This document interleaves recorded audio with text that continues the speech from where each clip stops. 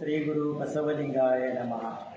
HIV ಅಂದರೆ AIDS ಅನ್ನುವಂಥದ್ದು ಒಂದು ಸಂಪೂರ್ಣವಾಗಿ ಗುಣಪಡಿಸದೇ ಇರುವಂಥ ಕಾಯಿಲೆ.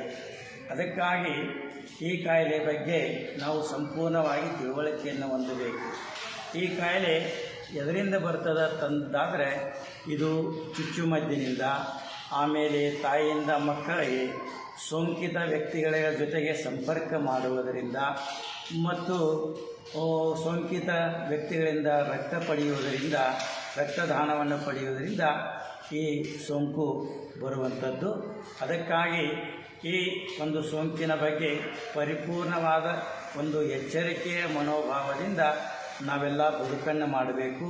ಇಂಥ ಕಾಯಿಲೆಯನ್ನು ನಾವು ದೂರಪಡಿಸಲಿಕ್ಕೆ ಪ್ರಯತ್ನ ಮಾಡೋದಕ್ಕೆ ಶರಣರು ಹೇಳಿದಂತೆ ಸತಿಪತಿಗಳೊಂದಾದ ಭಕ್ತಿ ಹಿತವಾಗಿರುವುದು ಶಿವಂಗೆ ಅನ್ನುವಂತೆ ಸತಿಪತಿಗಳು ಅರ್ಥ ಮಾಡಿರ್ತಕ್ಕಂಥ ತಮ್ಮ ವೈವಾಹಿಕ ಬದುಕನ್ನು, ಅಂದರೆ ತಮ್ಮ ಸಂಪೂರ್ಣವಾಗಿರ್ತಕ್ಕಂಥ ಗೃಹಸ್ಥಾಶ್ರಮವನ್ನು ಅರ್ಥ ಮಾಡಿಕೊಂಡು ನಾವು ಬದುಕನ್ನು ಮಾಡಬೇಕು.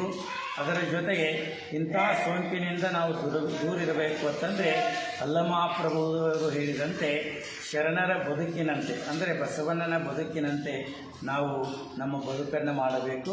ಸತಿಯ ಕಂಡು ಪ್ರತಿಯಾದ ಬಸವಣ್ಣ, ಪ್ರತಿಯಾಗಿ ಬ್ರಹ್ಮಚಾರಿಯಾದ ಬಸವಣ್ಣ, ಬ್ರಹ್ಮಚಾರಿಯಾಗಿ ಭವಗೆದ್ದ ಬಸವಣ್ಣ ನಮ್ಮ ಗುಹೇಶ್ವರ ಲಿಂಗದಲ್ಲಿ ಅನ್ನುವಂತೆ ನಮ್ಮೆಲ್ಲರ ಬದುಕು ಶರಣರ ಬದುಕಿನಂಥ ಬದುಕಾಗಬೇಕು.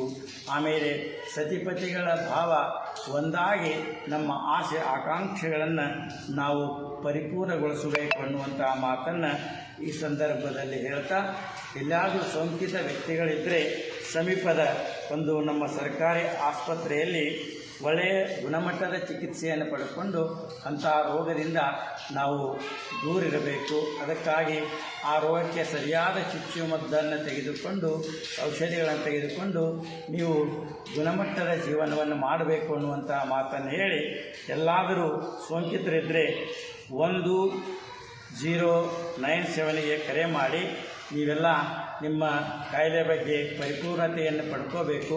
ಮತ್ತು ನಮ್ಮ ಬೆಳಗಾವಿ ಜಿಲ್ಲೆ ಕುಂದಾನಗರಿಯನ್ನು HIV ಮುಕ್ತ ನಗರವನ್ನು ಜಿಲ್ಲೆಯನ್ನಾಗಿ ಮಾಡಿ ನಾವು ಪರಿಪೂರ್ಣತೆಯ ಬದುಕನ್ನು ಮಾಡೋಣ ಅನ್ನುವಂಥ ಮಾತನ್ನು ಈ ಸಂದರ್ಭದಲ್ಲಿ ತಿಳಿಸ್ತಾ ಎಲ್ಲರಿಗೂ ಶರಣಾರ್ಥಿ.